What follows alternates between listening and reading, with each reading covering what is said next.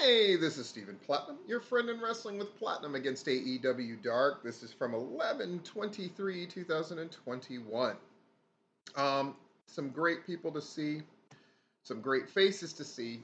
I'm going to do that thorough job that people have been asking me to do in my own way. So, first match, the Dark Order. Alex Reynolds and John Silver.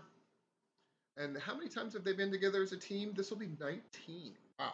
Against Sean Dean and Carlie Bravo. Carlie Bravo really looks good here. Sean Dean, of course, I've been a fan of for a long time on these things. But Carlie Bravo, especially for a guy with his limited level of experience, is getting better and better and looks really good. There's a lot to keep up with when you're in the ring with the Dark Order. And this one was no exception, but they certainly did a great job. So, 3-check system in these matches that are foregone conclusion matches. 1 check mark for the proper team or entity being put over. Second, if they look good, which they most certainly did. And a third, if the people in defeat looked really good or got a disproportionately large amount of offense. And they got their offense in, and when they did, it looked really good, especially Dean's offense. But I got to say, Carlie Bravo's performance might win him Enhancement Talent of the Week. We'll have to see on that, but what we don't have to see is that we're on to our second match. Riho against Carlie Dean. Carlie Dean, I believe, making her first appearance. Riho, it's all the Riho's greatest hits. Carlie Dean does get a lot of offense in. Riho's realistic about that, right? Riho is not the biggest, and so allows usually the opponent to definitely have long stints of offense. But at the end of the day, that double stomp happens. Riho gets the win. Nice to see 3 check marks moving on. Third match, 2.0 and Daniel Garcia forming a trios team. That's quite natural. Against Gabriel Hoder, who's doing his second match, Adrian Soriano as well, and Matthew Omen, all of them in their second match for AEW. This is about 2.0 and Daniel Garcia. They do give a little bit of offense to the guys, but at the end of the day, this is about them showing off and showing that they're winners. Garcia doing the Scorpion Deathlock to get the win. 3 check marks. The guys do a pretty good job here in defeat as well. Fourth match, Kiera Hogan. Great to see.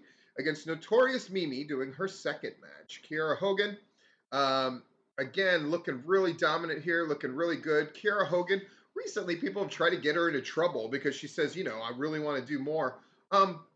There's nothing wrong with that, man. She wants to win.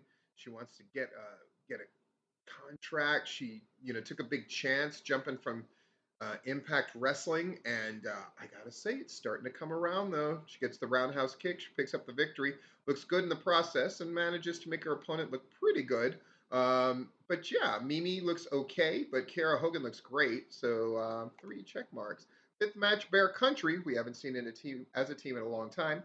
Against Chad Lennox, doing his fourth match, and Kane Carter making his AEW debut. Kane Carter, a little shaky there in spots, but at the end of the day, when you're wrestling Bear Country, especially if you're losing to him, it's about getting your ass whipped by Bear Country, and that certainly happens. I'm going to give this one 2 check marks. I think Chad Lennox and Kane Carter looked a little bit shaky in there. Is what it is, but the match works serviceably for what it's supposed to do. Anthony Greene, which I'm really glad to say is making his 5th appearance for AEW, against Jameson Ryan.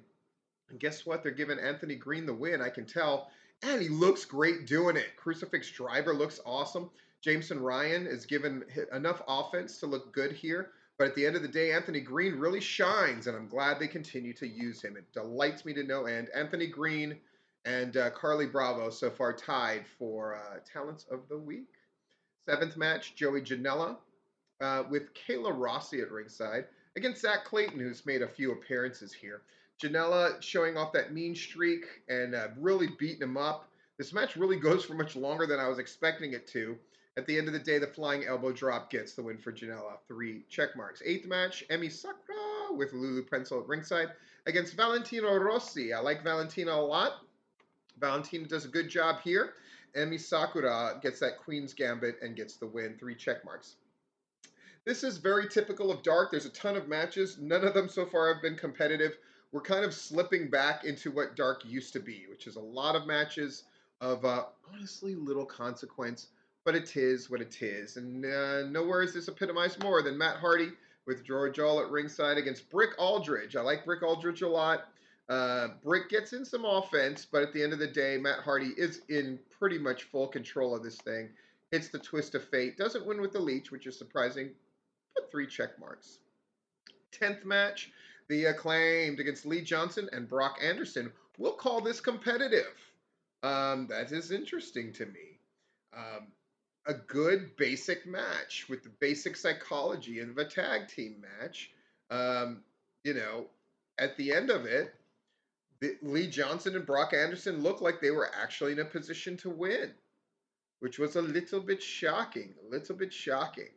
And as per the norm, whenever there's a competitive match involving the Acclaimed and the Acclaimed are going over, they always cheat to win, and they do it here too. A little old school for some, but I think it's awesome. 3 check mark. Both sides look good. That's a check mark. Um, one side gets put over definitively. That's a second check mark. And then something is advanced. Yeah, I think we might be seeing more from the Acclaimed against different incarnations of the Nightmare family. Something completely different, we get Wardlow against newcomer Rolando Perez. Boy, 2 F10s after he destroys him with the Casualty of War. This was a complete destruction and ass whipping by Wardlow. 3 check marks, and I just got to say, ouch. 12th match, and our main event, Nick Comoroto against Lee Moriarty. I'm actually not 100% sure who's going to win this thing. It's very competitive. Both sides look good. That's a check mark. Lee Moriarty goes over with the inside cradle. That's a second check mark. And is something advanced? I think so. I think Lee Moriarty might be moving on to other people in the factory. So that's a third check mark. And I got to say, a pretty good episode of Dark. It picked up at the end there. I would say that I preferred Elevation over it for the second week in a row. But I will also say we had a couple of real good standouts in Anthony Greene and Carlie Bravo.